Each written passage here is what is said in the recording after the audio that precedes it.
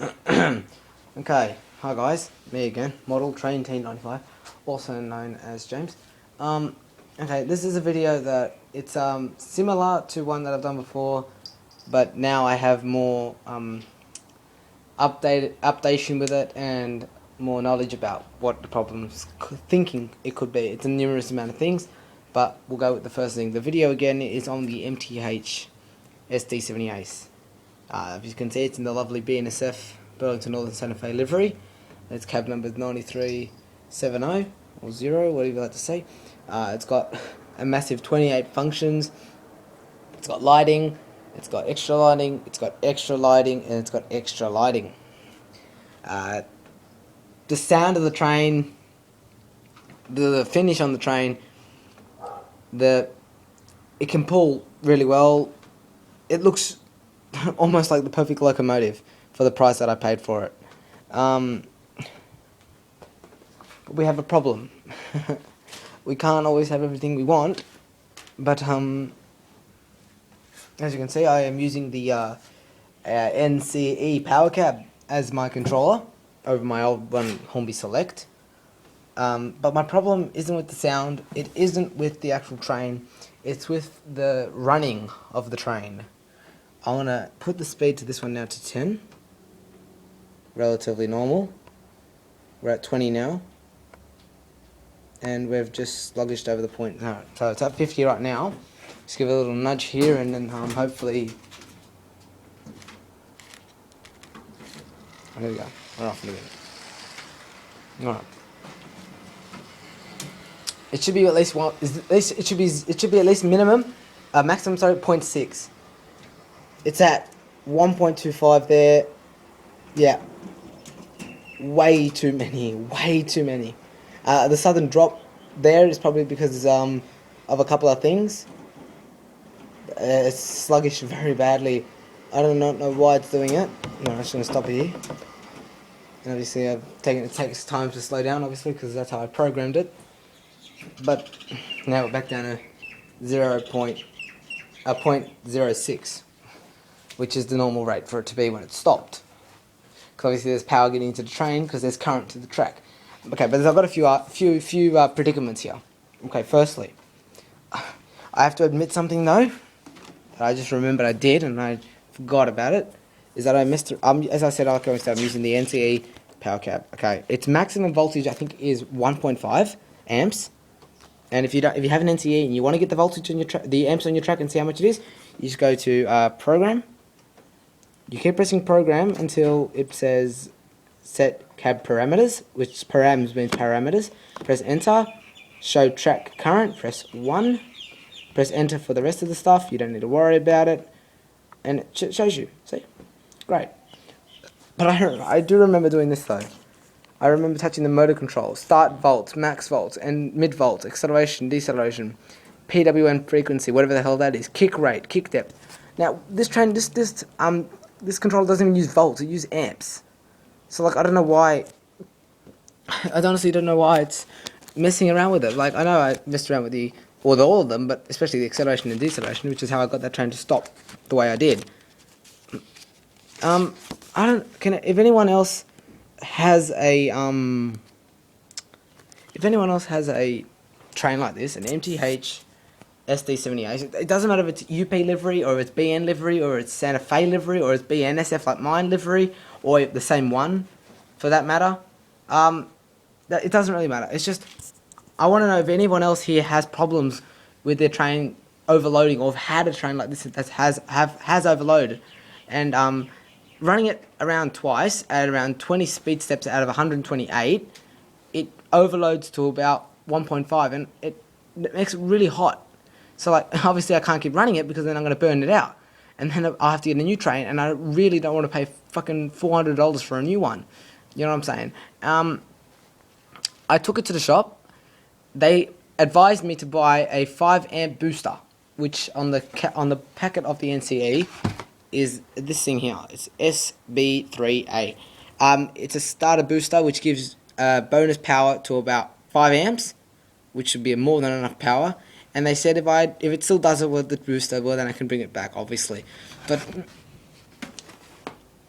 when I first got the train, I've had the train now for about 10 months. It never did it before. The most I ever got up to was maybe 0.8. You know, not 0.08, but you know, where that point is 0.8, where the 0 is there now, 0.8, and that was at around 80 speed steps out of the 120 kits. I'll put a link in the description box of all channels that this video is at, and obviously the rest of you as well. But the links for the people in the links in the description box, they have more knowledge, a bit more knowledge than me. Some of them have more extensive knowledge than me. I'm really still new to this, you know, model train stuff. And yeah, like, I'm tossing up whether to buy the booster, or if it is, because I've only got the one loop. As you can see, I've only got one loop, actually, in configuration right now, and I've only got the one feed to that loop. But I was thinking, well, if the Class 31 with sound is running okay, with as well as a Class 25 running on the same line, and you know, they're running fine. You know, why is it that the MTH is, you know, why is it doing it for me?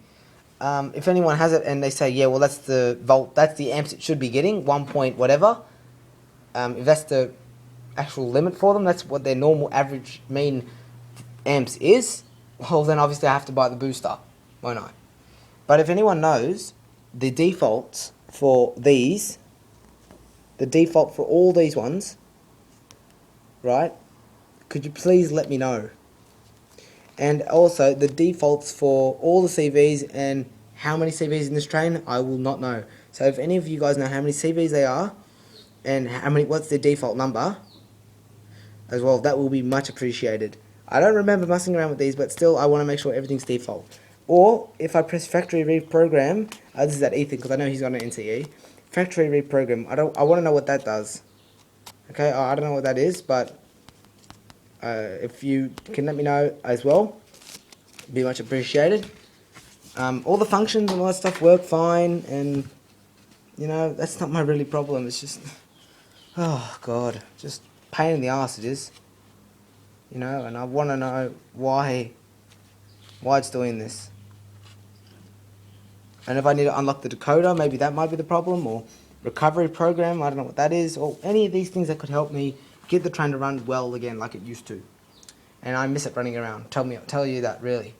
But yeah, maybe the feeds, I need maybe more feeds around, but honestly I'm not going to wire anything else up until I get everything done properly. But the actual train itself has got nothing wrong with it. The actual train's got nothing wrong with it. Alright, so look, I'll just run it around here. It's on 10. Get it to about...